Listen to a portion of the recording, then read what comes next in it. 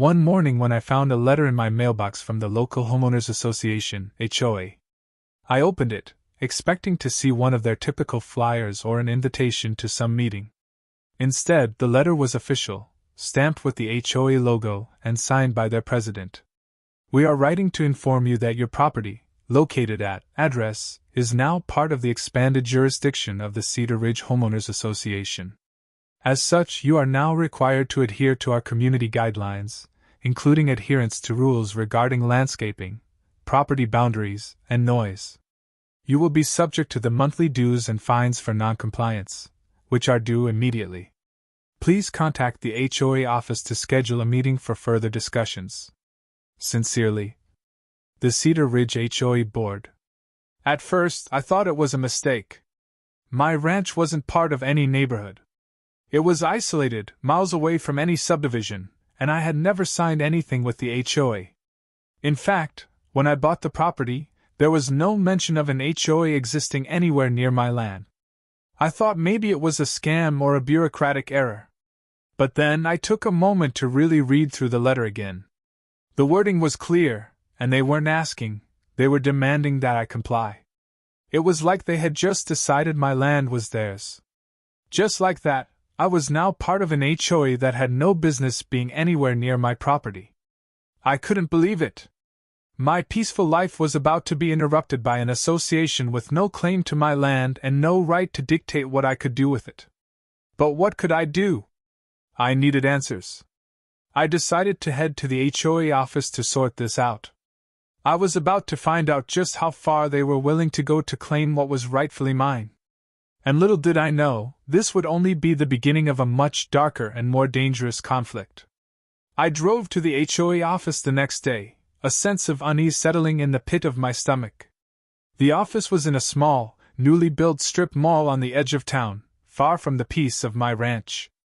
Inside, the atmosphere was sterile, white walls, bland furniture, and a receptionist who looked like she'd rather be anywhere else.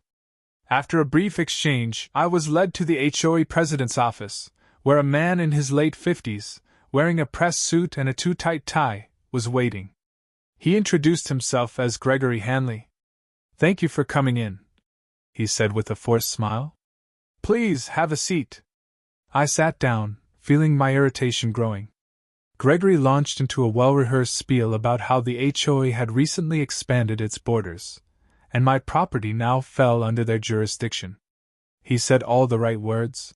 Community maintenance, upkeep. But it was clear this wasn't about making my life easier, it was about control. I cut him off. "This doesn't make any sense. I own this land free and clear. When I bought it, there was no mention of an HOA. How can you just claim my property like this?" Gregory's smile faded, and he leaned forward, his fingers tapping on the desk. "Well, mister, your name, we're not here to argue. You've been notified about the new rules. You have to comply with them. It's in the best interest of everyone. You'll need to pay monthly dues and adhere to our community guidelines for landscaping, construction, and—" Wait, I interrupted. "Monthly dues? Construction guidelines? I've built this ranch from the ground up. I didn't sign anything to be part of your association." Gregory's tone shifted. He was no longer friendly, but authoritative, and his voice dropped to a lower, more menacing level. "Mister, your name, whether you signed anything or not, we are enforcing our rules. If you refuse to comply, we will be forced to take action. This could involve fines or legal action to ensure you meet the standards of our community." I felt a cold chill run through me. Legal action? What was he implying? "You can't just take my land. You don't have any legal claim over it." He leaned back in his chair, locking eyes with me. "The court system will decide that, mister, your name. We've already filed with the county to establish our jurisdiction over the area, and it's only a matter of time before your property is fully under our control." I stood up, my fists clenched at my sides. "This is ridiculous. I'm not signing anything, and I'm certainly not paying your dues. I'll fight you in court if I have to." Gregory didn't seem bothered by my anger. Instead, he gave me a small, smug smile. "Do what you must. But you should understand that the HOA has a lot of resources. You're not the first to refuse, and we've taken care of those people. I suggest you reconsider." His words hung in the air like a threat I couldn't ignore. He was right about one thing: this was no longer about some neighborhood rules. It felt like a war was about to begin, one where they had all the resources, and I had only my ranch. I turned to leave, the weight of the meeting sitting heavily on my shoulders. As I opened the door, I heard him call out after me, "You've been warned. Let's hope we don't have to escalate this." I left the HOA office. The atmosphere outside felt suddenly more oppressive. The peaceful landscape I loved now seemed like it was being invaded by these corporate vultures. I knew this wasn't just a legal dispute, it was an outright power grab. They wanted my land, and they would do whatever it took to get it. I drove back to the ranch in a daze, my mind racing with thoughts of how I could protect my home. This wasn't just about rules anymore. This was about keeping my freedom and my property from being taken by a group of people who thought they could control everything. That night, I made a decision. I wasn't going to let them bully me into compliance. I would fight back, but not through the courts. I needed a plan, one that would make it clear I wasn't an easy target. The next day, I decided I needed to start fortifying my position. I spent hours on the phone with lawyers, trying to figure out what legal avenues I had. It was a complicated mess: HOA expansion, new paperwork, and ambiguous rules about land ownership and jurisdiction. I knew it was going to be a long, drawn-out battle, and I didn't want to just wait for it to happen. But then, something unexpected happened. As I was out in the barn, fixing up some tools, I noticed 3 unfamiliar trucks pulling into my driveway. They were black, with tinted windows and large decals on the side that I couldn't make out from a distance. I stepped out to meet them, thinking maybe they were surveyors or people trying to make sense of the land boundaries. But as I walked closer, I saw the men who stepped out weren't dressed like surveyors. They wore tactical gear, heavy boots, and carried high-tech equipment. These weren't contractors, they were private security, and they didn't seem interested in a simple conversation. I tried to approach, my heart racing as I walked up the gravel driveway. "Can I help you, gentlemen?" I called out, trying to keep my voice calm. One of the men, taller and broader than the others, turned toward me. He gave me a cold look, barely acknowledging my presence. "We've been sent by the Cedar Ridge HOA. We're here to oversee the expansion of their jurisdiction." I felt the blood drain from my face. These men were hired guns, and they had come to take control of my land. This wasn't just a legal matter anymore, it was an invasion. "Oversee? You've got to be kidding me." I shot back, anger rising in my chest. "This is my land. You have no authority here. Get off my property, or I'll call the police." The man stepped closer, his expression unwavering. "The HOA has hired us to ensure there's no disruption. If you refuse to comply, we will remove you from the property by any means necessary." I took a step back, shock and anger mixing. They were serious. The man's cold, calculating look told me they were not here to negotiate. They were here to force me into submission. "I'm not going anywhere," I said, my voice firm. "You're trespassing, and I won't let you take my ranch." Without another word, the hired guns started setting up barriers and equipment, preparing to mark off the land and enforce their control. I felt like I was standing on the edge of a cliff, staring down at something I didn't fully understand. But one thing was clear: these men weren't leaving without a fight. That night I sat in the house, deep in thought. I had always imagined this kind of situation, the moments when you had to choose whether to fight for what was yours, or to simply give in. But I wasn't about to give up. The more I thought about it, the more outraged I became.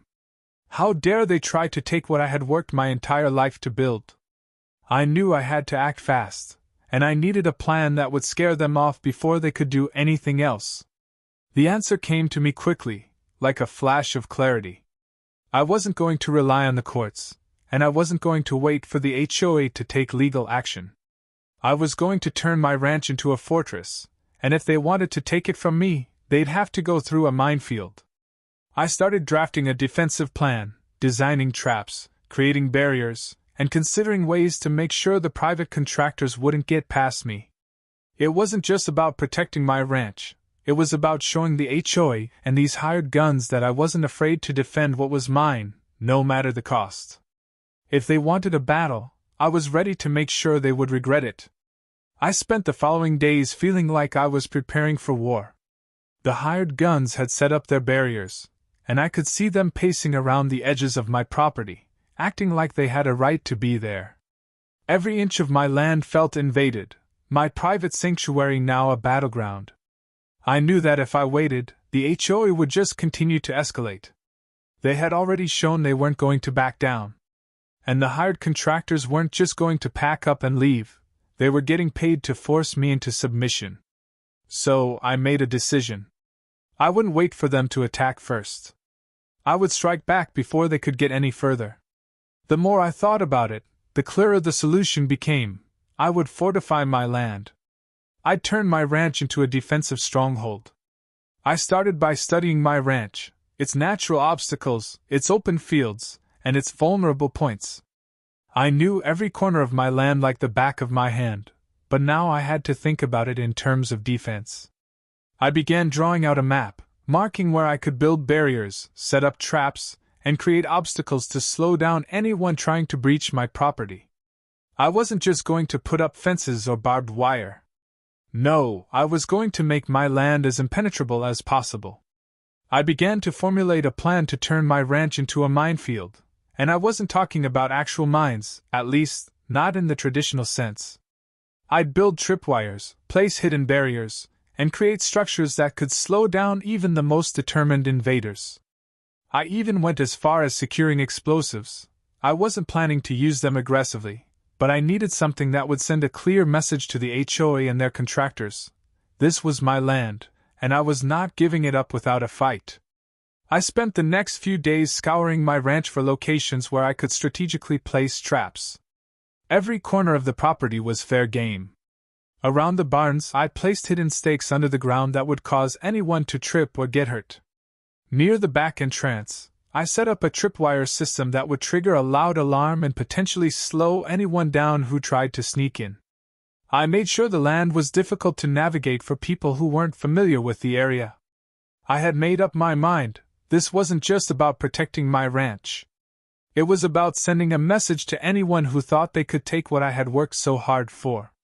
If the HOA and their hired guns wanted to take my land, they'd have to pay for it, and it wasn't going to be easy. As I stood out on the land that evening, looking out at the setting sun, I felt a sense of purpose and resolve wash over me. I was no longer just protecting a piece of property. I was fighting for my freedom. No one was going to bully me or take away what was mine. The battle wasn't over yet, but I had just made the first move. I was ready for whatever came next. The next few days were a blur of activity. I moved quickly, working tirelessly to set up the defenses across my ranch. My plan wasn't just about using physical barriers, it was about mental warfare too. The hired guns had no idea what they were walking into. They thought they were just here to intimidate me into compliance, but what they didn't know was that I had turned my entire property into a nightmare for intruders. First, I focused on the easiest areas to defend, the wide, open spaces near the edge of the property. I laid down tripwires that would set off loud alarms if anyone crossed them. They wouldn't trigger any explosives, but they would alert me instantly. Anyone who was trespassing would quickly realize that they weren't in a place they could just stroll through. Next, I turned to the barns, a perfect spot for camouflage traps. I'd buried a series of spiked obstacles just under the dirt and pathways where I knew people would walk, and I lined the area with motion-activated lights. They weren't designed to hurt anyone severely, but they would definitely slow down anyone who wasn't paying attention. Plus, the lights would make it harder for anyone to hide in the shadows. I moved toward the back entrance of the property, where the land sloped down into a dense patch of trees. I knew this was a weak point. They could easily slip through here if I wasn't careful. So, I set up hidden barriers, using both natural rocks and man-made obstacles to block the path, making the area feel like a maze to anyone who wasn't familiar with it. If anyone was determined to get through, they'd have to fight their way through tangled branches and brush. buying me time to react. But the real kicker was the final step. The explosives, though I wasn't going to use them in a deadly way, were set up as a deterrent. I rigged them to small pressure sensors in an area near the farthest point of my property, far away from the house. It wasn't anything that would cause any serious damage, but the sound and the shock of it would definitely make anyone think twice before continuing their mission. The explosion would send a clear message: this land is mine, and you're not welcome here. I wasn't just building a physical defense. I was creating an environment that would make any invader feel like they had just stepped into a war zone. I wanted the hired guns to understand that this wasn't going to be as easy as they thought. They had misjudged me, and they had no idea what they were getting into. By the time I had finished, my ranch looked different. What had once been a peaceful place where I could think and relax now felt like a fortress. The air felt heavy, like it was holding its breath, waiting for the first signs of trouble. But I was ready. If the HOA and their hired guns thought they could simply waltz in and take my property, they were about to get a rude awakening. As night fell, I sat on my porch, the silence around me both peaceful and suspenseful. I could hear the occasional sound of the wind rustling through the trees, but otherwise, it was eerily quiet. I knew the contractors had been watching my ranch from a distance, probably trying to figure out what I was doing. They couldn't see everything I'd set up, but they would soon know. My phone buzzed on the table. It was a message from one of my neighbors, someone I'd told about the situation. Be careful. They're coming for you soon. I didn't need to ask who they were. It was the hired guns, and I was ready for them. This was the moment I had been waiting for, the beginning of the end. They were coming, and I had made sure they wouldn't get very far. The morning after I completed the Minefield defenses, I woke up with a sense of unease in the pit of my stomach. The hired guns weren't going to sit idle for long, they would come. And I needed to be prepared for the confrontation that was inevitably about to unfold. By late afternoon, I spotted the 3 trucks again, slowly creeping along the edge of my property. The men inside seemed to be surveying the land, looking for weak points. They didn't realize that I had already turned my ranch into a maze of defenses. I stayed hidden behind the barn, watching them through the binoculars. There was a tense anticipation in the air. The moment they crossed onto my land, it would trigger the alarms I had set. I wanted to give them enough rope to walk into my traps, but I also needed to be ready to face them head-on. A few moments later, I saw the men leave their trucks and start heading toward the far end of the property. They were bolder now, perhaps thinking I was intimidated or would back down. But they didn't know what was waiting for them. I grabbed my radio, connected to the alarm system, and made sure everything was set. Then I grabbed the flare gun I kept by the door, just in case I needed to send a more direct message. The first tripwire went off with a loud crash, followed by the shrill sound of an alarm. I watched through the trees as the contractors jumped back in shock. Their movements became hesitant as they realized they'd triggered something. They stopped in their tracks, looking around nervously. But they didn't retreat. No, they were too determined to get what they wanted. They continued toward the back entrance, where I knew more traps awaited them. As they pushed forward, I decided it was time to take things up a notch. I fired the flare gun, sending a bright arc of orange light into the sky. The flash caught their attention immediately, and they paused, clearly startled by the signal. I wasn't going to just sit back and let them walk all over me. I needed them to understand that they couldn't just take control of my land without paying a price. Turn back now! I shouted from behind a nearby tree, my voice carrying across the distance. You've been warned. For a moment there was silence, a tense standoff. The contractors exchanged glances, unsure of how to proceed. They were professionals, hired guns sent to force me into submission, but this was no ordinary ranch. This wasn't just about some legal dispute. It was a test of wills, and they were starting to realize that I wasn't going to back down. The tallest one, the leader, reached for his walkie-talkie. We've triggered something. We need backup. But as soon as he spoke, the ground beneath their feet shifted. They'd stepped into one of the spiked traps I'd set. A loud crunching noise followed, and the man yelped as he tripped. His companions scrambled to help him, but their attempts were futile. The pressure sensors I had set up around the perimeter had already triggered another alarm, and this time, the ground began to rumble as the hidden barriers, a mix of rocks and heavy-duty metal spikes, rose up from the dirt, blocking their path completely. They were now trapped in the middle of the ranch, with no clear way out. The once open space had turned into a maze of obstacles, and they realized the situation was far more serious than they had anticipated. The leader finally stood up, brushing off the dirt. "This isn't part of the deal. We were just supposed to clear the property, not whatever this is." I stepped out from behind the trees, calm but firm, my voice echoing across the tense silence. "You came here thinking you could take my land without any consequences. Now you'll leave. I'm not interested in your threats. You're not getting 1 inch of this place." The men exchanged nervous glances, and I could tell they were weighing their options. They weren't prepared for this. No one had expected me to go to such extremes. "You've made a mistake, Mr. Your name," the leader said, his tone now edged with frustration. "The HOA won't let this go. We've been paid to make sure you comply. Don't think you can stop us now." I shook my head. "You don't understand. You're not just dealing with a rancher. You're dealing with someone who will fight to the end to protect what's mine. The HOA might think they can control me, but they're mistaken." As I stood there, watching them finally assess the mess they had walked into, I knew one thing for sure: this wasn't just about land, it was about defending what I had built with my own hands. They could try to push me, but I wasn't going to back down. Not now, not ever. And for the first time in a long while, I felt a surge of confidence. They weren't going to take my ranch. Not without a fight. The situation was tense, the standoff between me and the hired guns growing more charged by the second.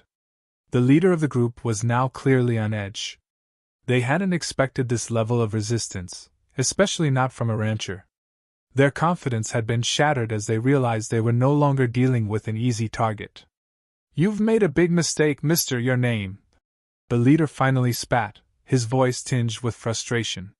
He had a deep scar running along his jaw, and the tightness in his posture showed just how much he hated being out of control. "We're just doing our job," he continued, trying to regain some composure. Asterisk, the HOA doesn't care about your freedom. You don't own anything if they decide otherwise." His words were nothing new, they were exactly what I had been expecting, but that didn't make them any less infuriating. The truth was, the HOA didn't care about freedom or property rights. It was all about control, and I wasn't about to let them walk all over me. The other 2 men shifted uneasily on their feet, their eyes darting around the minefield of traps I'd set. They were starting to realize that they had no clear path forward and no way to finish the job they were hired to do. I kept my voice level, but it was laced with determination. "This ranch is mine. You and your bosses can't just waltz in here, taking what you want. You'll leave now, or we'll see just how far you're willing to go." At that, the leader exchanged a quick look with his men. It was clear they were reconsidering their approach. The traps, the alarms, the defensive barriers, everything was starting to make them think twice. But just as I thought they might retreat, I saw the leader's eyes narrow. He wasn't the kind to back down so easily. Instead, he pulled out his radio, signaling for backup. "We need reinforcements, now." I could feel the tension escalate as I realized they weren't leaving quietly. They were calling for more help, and I knew that meant the situation was about to get even more dangerous. I wasn't about to just stand by and let them take over. I had to act. I quickly ran inside the house and grabbed the flare gun again, ready to send up another signal. But this time, I was also preparing something more extreme. I wasn't just going to fight them physically. I needed to make sure that their backup would think twice before stepping foot on my land. I grabbed the walkie-talkie I'd set up to monitor the alarm system and triggered a second round of traps. This time, I had set up a controlled detonation near the back edge of the property, nowhere near the main house or the barn, but enough to make a loud, intimidating blast that would send a clear message to anyone who dared to push further. As I pressed the button, a deafening explosion echoed across the land, shaking the ground beneath my feet. The sound was so loud that I could feel it in my chest. The contractors froze, their faces drained of color. They had been too focused on my front entrance to realize the magnitude of what I was capable of. The shockwave from the explosion rattled their confidence. This wasn't just a land dispute anymore. It was something much bigger, and the fear was evident in their eyes. "What the hell was that?" one of them yelled, panic creeping into his voice. I didn't answer. I was already making my way toward the edge of the property, where I knew their backup would soon be coming. My ranch wasn't just a piece of land anymore, it was a fortress of my own making, and I was ready to defend it at all costs. But I wasn't stupid. I knew I had to play my cards carefully. The last thing I wanted was to escalate this into a violent confrontation. I was prepared to defend myself, but I didn't want this to become a full-scale war. However, the message had been sent. The HOA and their hired guns knew one thing for certain now: they had miscalculated.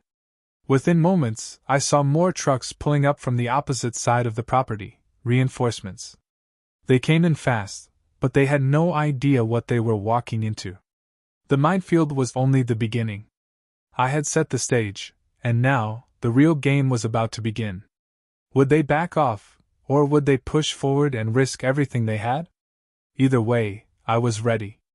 The backup trucks screeched to a halt as they reached the edge of the property.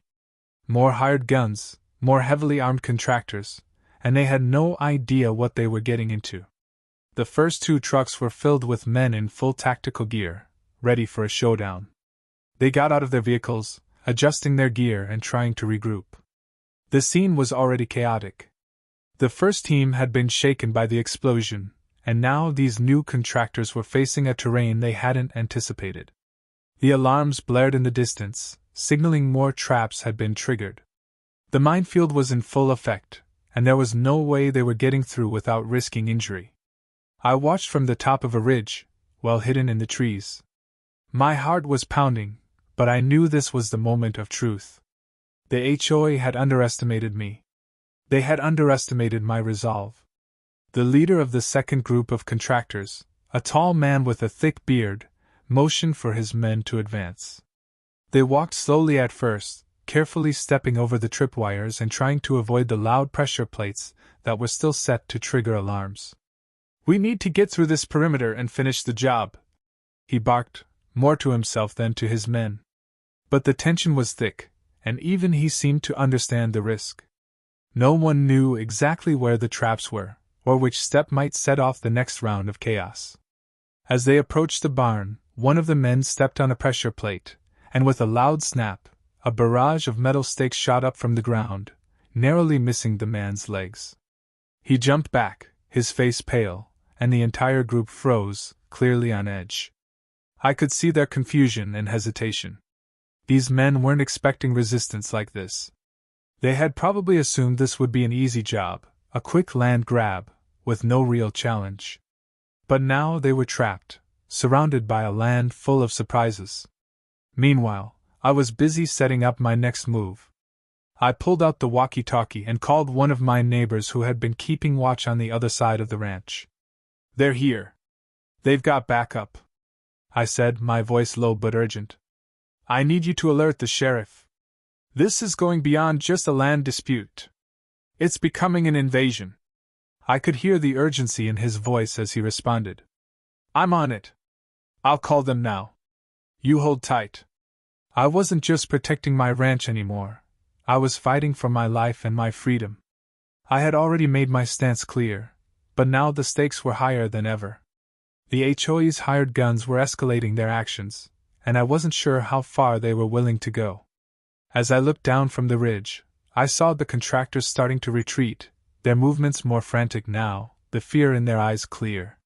One of them shouted something about calling it off, but the leader was having none of it. "We don't retreat," the bearded man growled. "Keep moving! We're finishing this." But the tension in the air was palpable. The men were starting to realize they were outmatched by a rancher with nothing to lose. They couldn't push forward without risking their lives. This wasn't a battle they were prepared for. Just then, I heard sirens in the distance. The sheriff's department had arrived. The backup contractors stopped in their tracks, clearly unsure of what to do now that they were facing not just a minefield, but the law. I stepped out from behind the trees, the sheriff's trucks pulling up behind me, and I took a deep breath. This was the final stand. The HOA had sent hired guns, and now they were being forced to face the reality that their intimidation tactics weren't going to work. The sheriff stepped out of his truck, his voice loud and firm as he addressed the contractors. "What's going on here?" he asked, his gaze sharp. "You're trespassing on private property. You're not authorized to be here." The bearded leader's expression soured. "We're here under the authority of the Cedar Ridge HOA. We have legal permission to." "You don't have permission to break onto someone's land like this." The sheriff cut him off. "You're under investigation for trespassing, and I suggest you get off this property now, before things get any worse." The contractors looked at each other, unsure whether to push forward or back off. Their confidence was crumbling, and I could see the realization dawning on them. This wasn't going to be the easy job they had expected. In that moment it hit me, I had won. The HOA's hired guns were on the run, and now they had to face the consequences of their actions. It wasn't just about protecting my property anymore.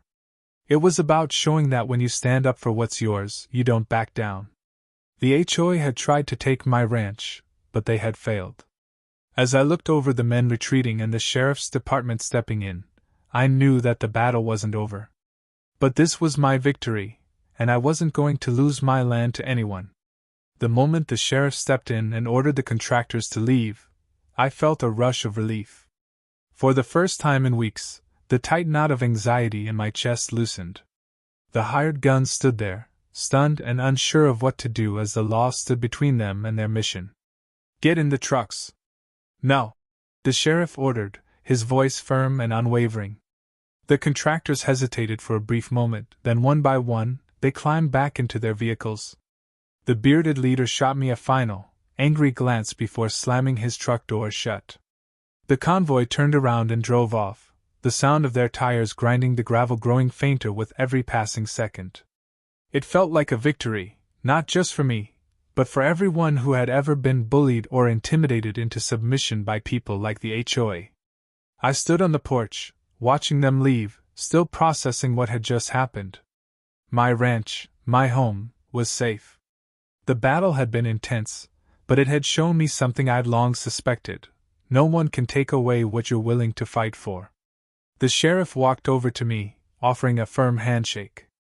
"You did good, Mr. Your name," he said. "You had every right to protect your land. We'll be filing a report on this incident, and I'll make sure the HOA knows that they can't just send people here and cause trouble." I smiled, grateful for the sheriff's support. "Thanks for showing up. It means a lot." Within a few days, the HOA began to backtrack. The contractors they had sent were now the subject of a thorough investigation. There were rumors that the sheriff had filed reports about their unlawful actions, and that they would be facing charges for trespassing and even harassment. The community was buzzing with stories about what had happened, about how I had stood up to the HOA and won. A few neighbors came over to check in, bringing food and thank you cards, many expressing their admiration for how I had handled the situation. It was strange, but in a way, I felt like a hero. People who had once kept their distance were now showing up at my door, eager to offer their support and solidarity. The HOA, meanwhile, seemed to have learned a lesson the hard way. Their attempt to bully me into submission had backfired spectacularly. The community had rallied around me, and it was clear that the HOA's reputation had taken a serious blow. The public backlash was too much for them to ignore, and I heard rumors that they were reconsidering their approach to community management. Months passed, and the dust finally settled. The HOA quietly removed the expansion proposal that had once been a threat to my ranch. I kept an eye on my property, still vigilant, but it became clear that the HOA had decided to take a less aggressive stance toward landowners in the area. They knew they couldn't push people around without facing real consequences. As for me, I went back to living my life, enjoying the peace and solitude I had worked so hard to maintain. The scars from the battle were still there, but they didn't weigh me down. In fact, they reminded me of what I was capable of when I was backed into a corner. I had fought for my right to live freely, and I had won. The ranch became more than just a piece of property, it became a symbol of resilience. People who had heard about my story began reaching out to me, asking for advice on how to protect their land from similar threats. The message was clear: you didn't have to be a victim. You didn't have to let anyone take control of your life. I continued to run the ranch, taking on new projects and expanding it in ways I had always dreamed of. The land was still mine, truly mine, and it would remain that way for as long as I could stand. I wasn't just a rancher anymore. I was a symbol of standing up against the forces that tried to take what didn't belong to them.